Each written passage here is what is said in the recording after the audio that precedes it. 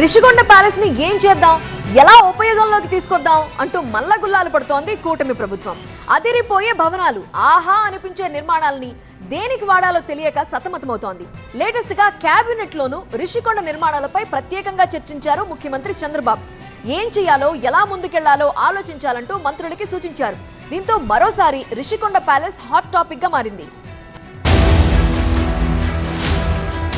AP politics లో రచ్చలేపిన Visakha Rishikonda palace మరోసారి చర్చనీయాంశమైంది. రిషికొండ నిర్మాణాలపై గురువారం నాటి కేబినెట్ భేటీలో ప్రత్యేకంగా ప్రస్తావించారు సీఎం చంద్రబాబు. రిషికొండ ప్యాలెస్ ను ఏం చేయాలో మంత్రులందరూ ఆలోచించాలన్నారు. అవసరమైతే అందరూ వెళ్లి చూసొచ్చి ఓ రిపోర్ట్ ను సిద్ధం చేయాలని సూచించారు. ఆ రిపోర్ట్ ఆధారంగా నిర్ణయం తీసుకుందామని మంత్రులకు చెప్పారు చంద్రబాబు.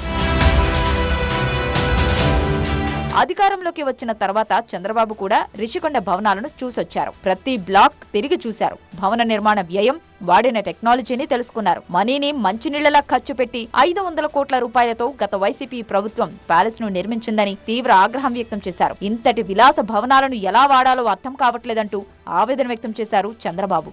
మొత్తం ఈ ప్యాలెస్ మొత్తం సమూహం మనం చూస్తే దేనికి ఉపయోగపడుతుందో నాకైతే అర్థం కావడం లేదు.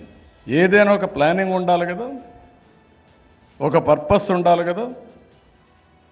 ఎక్కడికి పోతున్నారు మీరు? అని ప్రతి ఒక్కరికి ఆవేశం వస్తుంది, ఆక్రోశం వస్తుంది, బాధ కలుగుతుంది.